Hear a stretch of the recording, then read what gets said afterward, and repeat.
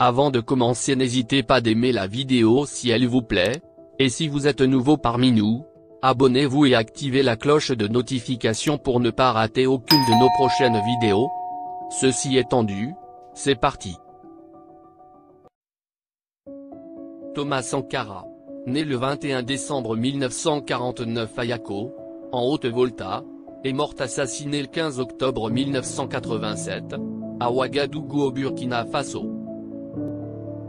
Un homme d'État, anti-impérialiste, révolutionnaire, socialiste, panafricaniste, étiémondiste et voltaïque, puis burkinabé, chef de l'État de la République de Haute-Volta, rebaptisé Burkina Faso, de 1983 à 1987. Avant de poursuivre la vidéo, dites-nous dans les commentaires, d'après vous quelle est la véritable raison d'assassinat de Thomas Sankara. Il est le président du pays durant la période de la première révolution burkinabé du 4 août 1983 au 15 octobre 1987, qu'il finit par totalement incarner. Durant ces 4 années, il mène à marche forcée, et y compris en recourant à la répression de certains syndicats ou organisations politiques rivales, une politique d'émancipation nationale, de développement du pays, de lutte contre la corruption ou encore de libération des femmes. Il a voulu également le changement du nom de Haute-Volta issu de la colonisation en un nom issu de la tradition africaine, Burkina Faso, qui est un mélange de Moré et de Dioula signifie paix, ou patrie, des hommes intègres. Il est abattu lors d'un coup d'État qui amène au pouvoir Blaise Compaoré, le 15 octobre 1987. Son souvenir reste vivace dans la jeunesse burkinabé mais aussi plus généralement en Afrique, qui en a fait une icône, un Che Guevara africain, aux côtés notamment, des Patrice Lumumba. Thomas Isidore Noël Sankara, est fils d'un père Peul, originaire du village d'Ezitoega, dans le département de Bokin, dans la province du Passoré, et d'une mère Mossi, et grandit entre valeurs militaires et religiosité chrétienne. Son père est un ancien combattant, et prisonnier de guerre de la Seconde Guerre mondiale. Les affectations successives de son père, devenu infirmier gendarme, dans plusieurs régions du pays, lui permettent d'échapper à la grande pauvreté dans laquelle vivent la plupart des indigènes.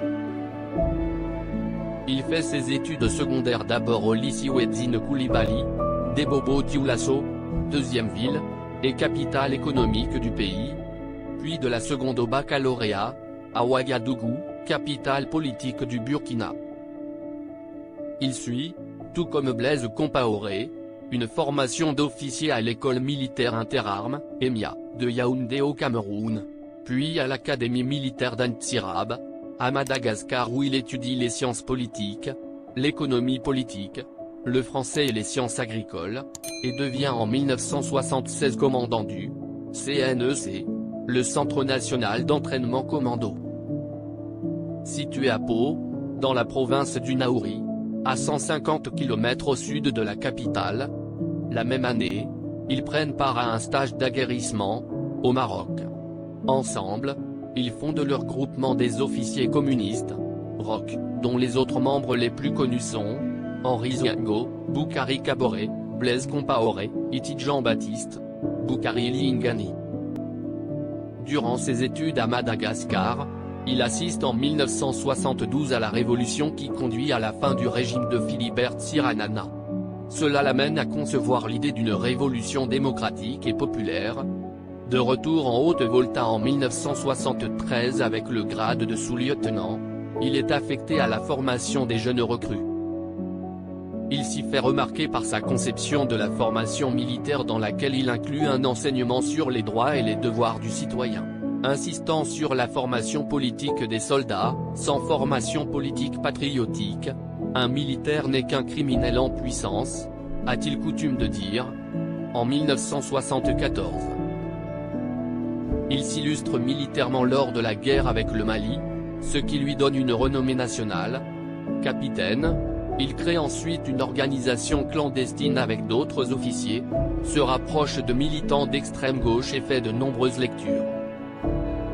À la fin des années 1970 et au début des années 1980, le Burkina Faso connaît une alternance de périodes autoritaires et de démocratie parlementaire.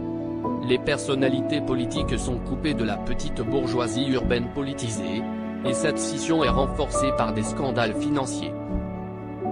Cela amène de jeunes officiers ambitieux et désireux de moderniser le pays comme Thomas Sankara, à s'investir en politique, se posant en contraste avec des hommes politiques plus âgés et moins éduqués. Un coup d'État militaire a lieu en novembre 1980, mais le nouveau régime, bien que populaire, se montre rapidement répressif et lie l'armée à des scandales. Thomas Sankara ne participe pas au coup d'État mais ne s'y oppose pas non plus.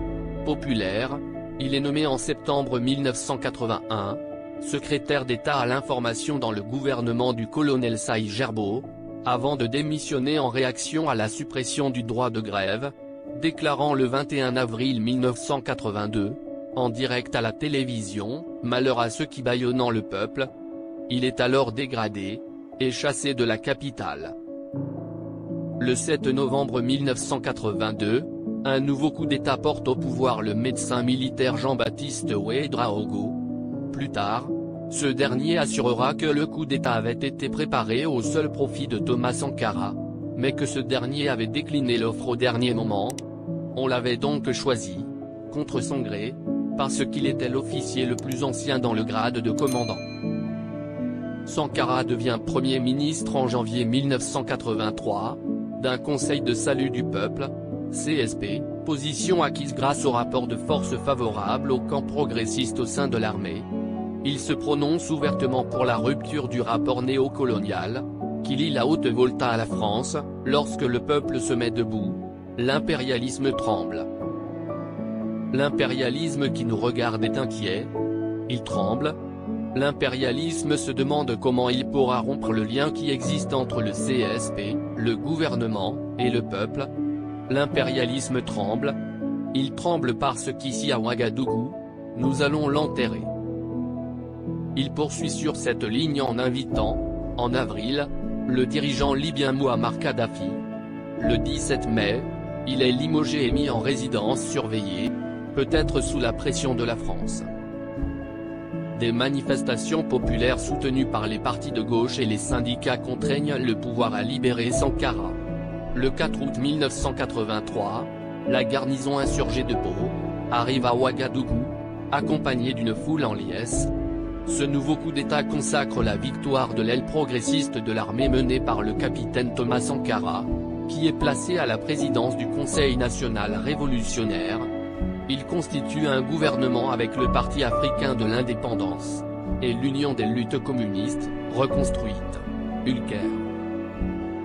Il déclare que ses objectifs sont, refuser l'état de survie, desserrer les pressions, libérer nos campagnes d'un immobilisme moyenâgeux ou d'une régression, démocratiser notre société, ouvrir les esprits sur un univers de responsabilité collective pour oser inventer l'avenir, briser et reconstruire l'administration à travers une autre image du fonctionnaire, plonger notre armée dans le peuple par le travail productif, et lui rappeler incessamment que, sans formation patriotique, un militaire n'est qu'un criminel en puissance. Il s'entoure de cadres compétents, défend la transformation de l'administration, la redistribution des richesses, la libération des femmes, la responsabilisation de la jeunesse, la décentralisation, la lutte contre la corruption, etc. Le 4 août 1984, la République de Haute-Volta est renommée Burkina Faso. Les dépenses de fonctionnement diminuent pour renforcer l'investissement. Les salaires sont ponctionnés de 5 à 12% mais les loyers sont déclarés gratuits pendant un an. Le nouveau régime vise à développer une économie ne dépendant plus de l'aide extérieure, que Thomas Sankara décrit ainsi, ces aides alimentaires qui installent dans nos esprits des réflexes de mendiants, d'assistés. Nous n'en voulons vraiment plus. Il faut produire plus parce qu'il est normal que celui qui vous donne à manger vous dicte également ses volontés. Les importations de fruits et légumes sont interdites afin d'inciter les commerçants à se fournir dans les zones de production situées dans le sud-ouest du Burkina Faso. Cela est favorisé par la mise en place de nouveaux circuits de distribution et d'une chaîne nationale de magasins. Les CDR permettent aussi aux salariés d'acheter des produits depuis leur lieu de travail. En 1986, le Burkina Faso atteint son objectif de 2 repas et de 10 litres d'eau par jour et par personne. Le rapporteur spécial pour le droit à l'alimentation pour les Nations Unies déclare au sujet de Sankara, « Il a vaincu la faim, il a fait que le Burkina, en 4 ans, est devenu autosuffisant dans alimentaire. » Les fonctionnaires sont incités à porter l'habit traditionnel, Faso Dan Fani, ce qui conduit de nombreuses femmes à obtenir un revenu propre en tissant ce vêtement directement chez elles. Soucieux de l'environnement, il dénonce des responsabilités humaines dans l'avancée du désert. En avril 1985, le Conseil national de la Révolution lance ainsi les 3 luttes, fin des coupes de bois abusives, et campagne de sensibilisation concernant l'utilisation du gaz, fin des feux de brousse et fin de la divagation des animaux. Le gouvernement mène des projets de barrages alors que des paysans construisent parfois eux-mêmes des retenues d'eau. Thomas Sankara critique également le manque d'aide de la France, dont les entreprises bénéficient pourtant en majorité des marchés liés aux grands travaux. Symboliquement, une journée du marché au masculin est instaurée pour sensibiliser au partage des tâches ménagères.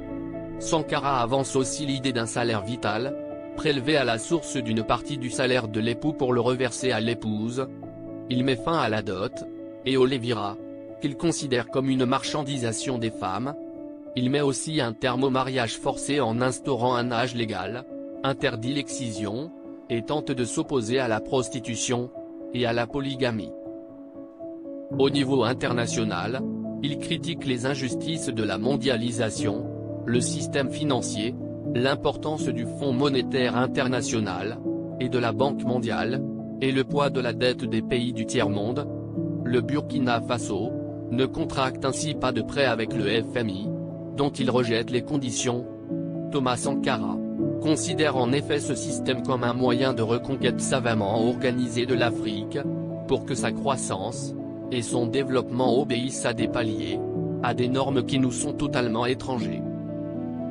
Anticipant la réaction des pays occidentaux, il insiste à Addis Abeba en 1987 sur la nécessité d'un refus collectif des pays africains de son paiement. Si le Burkina Faso tout seul refuse de payer la dette, je ne serai pas là à la prochaine conférence. 3 mois avant son assassinat, il prononce, pendant un sommet de l'Organisation de l'Unité africaine à Addis Abeba en 1987, un discours passé à la postérité dans lequel il contestait la légitimité de la dette de son pays, et appelle à une action collective de pays africains. Thomas Sankara définit son programme comme anti-impérialiste, en particulier dans son discours d'orientation politique, écrit en septembre-octobre 1983, par Valère Sommet, et enregistré dans la salle du Conseil de l'Entente puis diffusé à la radio le 2 octobre 1983. À cet égard, la France devient la principale cible de la rhétorique révolutionnaire. Ces attaques culminent avec le déplacement de François Mitterrand au Burkina Faso, en novembre 1986, au cours duquel Thomas Sankara critique violemment la politique de la France pour avoir reçu en France, Peter Botha, le Premier ministre d'Afrique du Sud, et Jonas Savimbi, chef de l'UNITA, l'un et l'autre couvert de sang des pieds jusqu'à la tête. Plusieurs régimes africains proches de Paris organisent en 1985, une tentative de déstabilisation du Burkina Faso, afin de favoriser le renversement de Thomas Sankara. Le régime malien du président Moussa Traoré, soutenu par la Côte d'Ivoire, et le Togo, fait circuler des rumeurs attribuant à des militaires burkinabés une violation de la frontière, entre en guerre pour quelques semaines avec le Burkina Faso. La Centrale Intelligence Agency, CIA, note dans un câble que la guerre est née de l'espoir de Bamako que le conflit déclencherait un coup d'État au Burkina Faso. Thomas Sankara est assassiné le 15 octobre 1987, la rigueur et l'intégrité de Thomas Sankara déplaisent à plusieurs. Par exemple, il se déplace midi du 15 octobre 1987, Thomas Sankara et 6 membres de son cabinet sont réunis dans une salle du Conseil de l'Entente à Ouagadougou. L'objet de la réunion concerne la création d'un parti politique unique de gauche afin de contrer l'émergence des contestations. Dès le début de la réunion, un commando militaire fait irruption dans le bâtiment, décime la garde rapprochée de Sankara puis parvient à la salle de réunion où il donne l'ordre aux occupants de sortir. D'après le témoignage du seul survivant, le conseiller à la présidence, Alouna Traoré, Thomas Sankara sort le premier, les mains en l'air, en disant aux membres du cabinet « Ne bougez pas, c'est de moi qu'ils ont besoin ». Puis il est abattu par les assaillants. Les autres membres subissent le même sort, sauf Traoré qui est conduit dans une autre salle où il retrouve d'autres collègues. Thomas Sankara et 12 autres personnes sont assassinées. 5 membres du cabinet. Bonaventure Compaoré, employé à la présidence. Christophe Sabat, secrétaire permanent du Conseil national de la Révolution. Frédéric Kiemdé, conseiller juridique à la présidence. Patrice Zagré, professeur de philosophie. Paulin Babou Bamouni, directeur de la presse présidentielle. 5 gardes. Abdoulaye Gouem. Emmanuel Bassiono. Amado Sawadogo. Noufou Sawadogo. Walile Ouedraogo.